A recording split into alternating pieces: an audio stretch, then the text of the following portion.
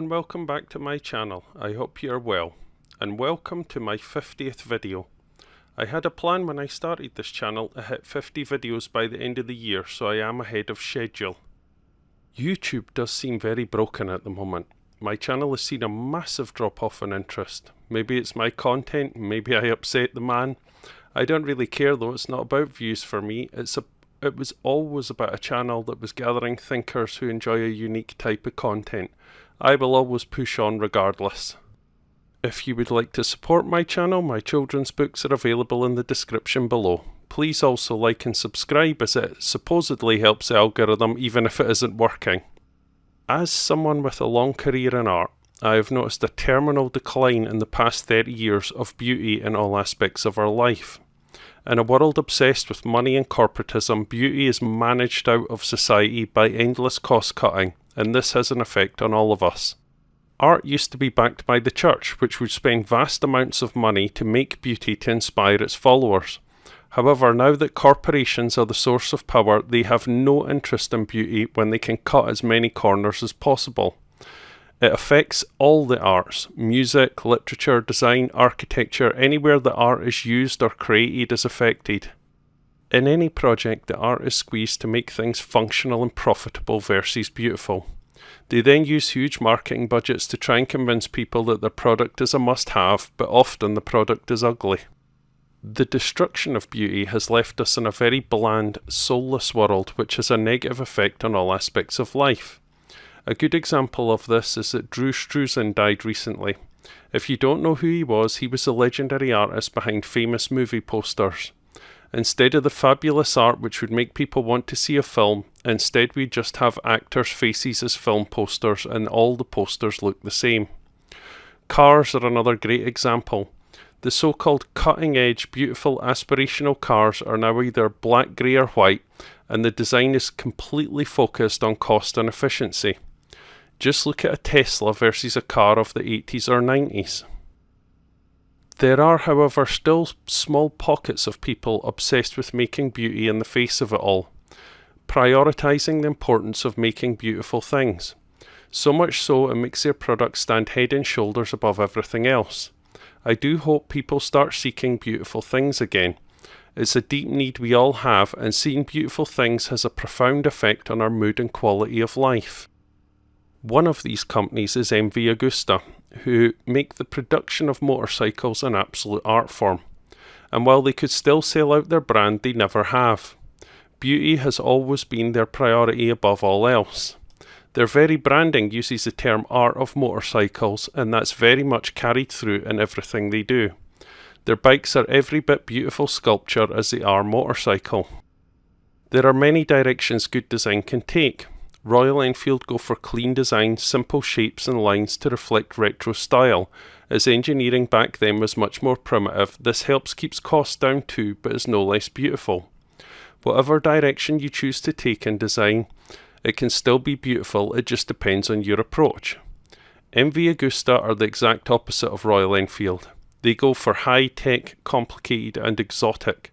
They spare no expense and dress every part of the bike and lavish on it as if it's a beautiful sculpture. Their design is so exotic and ahead of others, in parts it looks almost alien. It is, however, no less beautiful. So long as your artistic fundamentals are good, whatever approach you take to design will always lead to beauty, as it has its roots in proportion, balance and form. Today I want to take a look at the Brutale, given there's a replacement coming soon, and I want to talk about the exquisite design. It's important we take a good in-depth look at why their bikes are beautiful and appreciate that they still exist. I will pick out key elements across the past few years of the Brutale and its various iterations. So why mvaugusta and not Ducati, who are every bit the exotic Italian superbikes? Well, to be honest, Ducati have went the route of corporate boring. I sat on some of their bikes and checked them out in the flesh, but to be honest, they just didn't do anything for me, which was quite surprising. Their bikes are beautiful to an extent, but they don't even come close to the level of exotic detail MV still apply to their designs. This is a shame because a high-end bike should always have some degree of exotic in it. In this video I will pick out some key features with the mvaugusta, and what it is that really separates them. I will talk about the attention to detail and artistry in their design. Normally, to save costs, manufacturers buy off-the-shelf parts, as this saves massively, whereas an MV is always covered in extremely exotic bespoke pieces that have each been lavished on. I'm going to look at the 2020 Brutale RR first. Let's start with the exhaust. While the other manufacturers stick what is essentially a box on the back of their bike, just look at these gold tailpipes. Sharp, dynamic, they aren't just three tubes but a complex three-dimensional folded shape which not only evokes speed, its sharp angles give the feeling of knives. Just this one part says to your subconscious speed, aggression and danger. It looks like it's moving even when it stops and flows into the rest of the lines of the bike. MV consistently designs some of the most beautiful and exotic exhaust assemblies on any motorcycle, matched only by custom builders who can afford to lavish time on bespoke systems. Given the exhaust is a key part of any bike, it's always a place MV put a great deal of effort into. All their bikes seem to have just the most beautiful exhausts on them. If you look at the seat, look at the gap underneath it. By putting these sort of negative space elements into the design of the bike, it makes it look lighter and faster. Then, with all this, look at the complex flowing shapes coming from the seat. The folds are in 3 dimensions, curving in all directions, and they actually look like airflow. Not only do they give the sensation of speed, but also lightness. The forms are reminiscent of some kind of alien creature with a hint of maybe sharks. Again, sharks are a common theme in sports bikes because they trigger our subconscious in terms of associations with speed, power and aggression. The entire seat area is a work of art in of itself. You can tell from the complexity this would not be cheap to manufacture or assemble. The rear light cluster is absolutely breathtaking. Bear in mind most manufacturers just stick a square or round box light on the back. It's often forgotten and made to a price. Look at all the complex bespoke flowing shapes here. Again, the rear has more in common with a sculpture designed to give the impression of speed and lightness. Take a moment to appreciate how many bespoke, complex elements are put together. The mix of carbon, plastics and leathers, everything folds in on itself and lines carry through from the rest of the bike. It is unnecessarily beautiful for the sake of it, and unlike the rear cluster on anything else, even just the assembly of these parts would be such a time-consuming and expensive process. The headlight, instead of just a straight circle, they've angled it back and elongated it to give the impression of movement. The very top of the light folds back and tapers off. You would do this in a drawing of a bike to give the illusion of speed. They have actually built speed lines into the design of the headlight to make it look like it's moving while it's static. Note even the slim indicators are angled back too in order to give a sense of movement. These bikes are always a masterclass in making something static look like it's moving. All the shapes in the front of the bike are designed to give that impression of motion, all angular and elongated to give a sense of speed even when standing still. The headlight has the look of a raindrop falling at an angle to convey speed. Again, this involves the production of many complex bespoke parts when they could have just saved money by making something much cheaper and much simpler. Even the fuel cap has a hint of the exotic. Speed lines and shapes which all indicate forward motion. It is more in common with a high-end watch than a simple cap to open. The attention to detail is a joy to behold. Again, most manufacturers will just do a functional fuel cap, but here the opportunity wasn't missed to add a feeling of exotic design to it. They realise everything you see and touch should have that sense that it is something special. Normally on a bike, the crank cover isn't seen as anything more than functional. Maybe a manufacturer will stick a logo on it, but it's often just a piece of cast engineering. Here though, look at the complexity of this carbon fibre part. Even the weave of the carbon is angled in a certain way to fit the other lines of the bike. This would be such a complex, difficult part to manufacture, and the grey carbon balances to separate it from the rest of the engine. This is to break up the solid black shape of the engine and make it something visually interesting. I can't imagine how much it costs to do this more than just a standard metal part. Also note they've carried lines from the frame into it too, so it fits with the overall bike. This is a brilliant attention to detail, and carrying lines through the whole bike is meant to convey speed even when it stood still.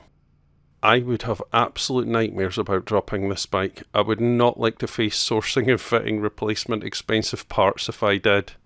But then it would be a crime to put some sort of frame on it to protect it from dropping, wouldn't it? Note how clean the engine bay is. No random tubes or ugly parts.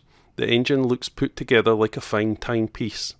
Also, much like the action of a fine timepiece, they've stamped little MV logos very tastefully on it just to remind you what it is.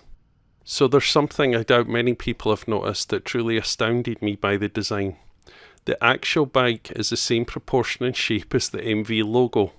I doubt this is by accident, and it truly shows some real talent behind these bikes. The bespoke theme carries onto the handlebars. Look how many sophisticated complex shapes have been carefully assembled together in 3 dimensions. If you compare this to a normal bike, you can see how every part fits together in complex forms. You could just look at any part of this bike for hours and drink it in. This all contributes to the feeling of the exotic and would make most normal mainstream bikes seem dull and flat by comparison. The theme of crafted, bespoke, exotic pieces is in every part of the bike. Take a moment to enjoy the gear lever, the complexity of shapes, the finish on each part, how they fit together, how they've carefully used negative space to reduce weight but maintain integrity. Even the chain adjustment sticker is an exotic piece of graphic design.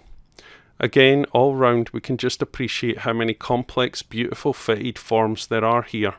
The use of angles, nothing is straight, boring or made to a price. Wheels are always a showpiece on any MV. Highly complex, difficult to manufacture forms. The single side swing arm, I wonder, is for no other reason to show off the beautiful exotic wheels. There are many types of wheels that either use visual tricks to make them look impossibly delicate, or they manage to engineer shapes that convey motion even when static. I would expect they put a huge amount of design and engineering just to make each wheel a showpiece. On a regular bike, manufacturers will just buy a mass-produced wheel for the lowest possible cost. Look at the lines in the side profile. Everything points to speed and pushing forward. The headlight bracket is even angled to match the lines of the bike.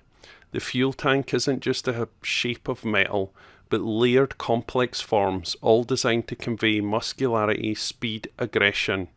And then it's all layered together with beautiful folding complexity. I would not envy any mechanic that has to disassemble this to do any maintenance, but as a thing of just beauty, it's outstanding. You will notice the tank is pinched upwards to expose the trellis frame and engine underneath. Aside from contributing to the lines and dynamic motion, I can't help but think there's a certain degree of horny Italian design in here. It invokes this kind of imagery of a woman lifting her dress to reveal lingerie. Absolutely classic Italian passion. Note how the part which the mudguard attaches to is also not just a bracket but designed to add flow to the lines of the rest of the bike. The radiator is normally a large block which ruins the looks of many bikes, but here they've went to great lengths to draw your eyes away from it. It's hidden behind a gorgeous angled wing. I doubt this has any sort of practical aero effect, but it does hide the radiator and force the eye to look along the lines of the bike instead. It's interesting how there's no back to the front mudguard either. True Italian focus on beauty over any sort of practical functionality. However, I do doubt many of these bikes will ever see bad weather. I would like you to note the bracket holding the dash. It's extremely complex with multiple shapes across 3 dimensions. It's delicate and exotic. Compare this to what another manufacturer may do. MV understand that wherever you look at on this bike, it should feel exotic. Overall, looking at the side profile, there's no shortage of interesting, beautiful shapes fitted together in the most complex ways. It does feel significantly futuristic and a step away from the normal fitted parts other manufacturers may use. Complex folds, balances of different materials, weight reduction, all contribute to something which feels very expensive and bespoke. Every single line, every part is designed to give the impression of motion and aggression. If a bike could have testosterone, then this is it. The complex muscular shapes, the aggression within them all say, I want to rip your face off. Underlying this though is a hint of exotic, expensive, with sex appeal. This is the sort of art and design for the sake of it, which serves no other purpose than to just exist beautifully. I have always loved MV for this. In a world where manufacturers play it safe, cut costs, even on very expensive bikes, MV are still labouring love on the tiniest detail. I do hope now that they're back to being their own entity, they keep this level of exotic design going. It shames hypercars and makes the world a better place for existing. I don't wonder if it's why they end up losing money, but the company focus has always been on the art of motorcycles. Yes, of course, if you have a sensible brain, you could buy something for half the price that performs at the same level, but this isn't about performance. It's as much about making beauty for the sake of it. I, for one, would love to see manufacturers focus on bikes as an art form again. Some still do, and that's what I really love about biking. I would never want to see bikes turned into the bland transportation devices cars have become. Bike design at all levels seems to still have a degree of passion within it. So I could have went on for hours, but this gives you a taste of what is MV Augusta. Next time you see one in the flesh, take some time just to drink it in and appreciate how exotic and beautiful it is and the details that are on it. Thank you so much for watching. Have a great day and bye bye!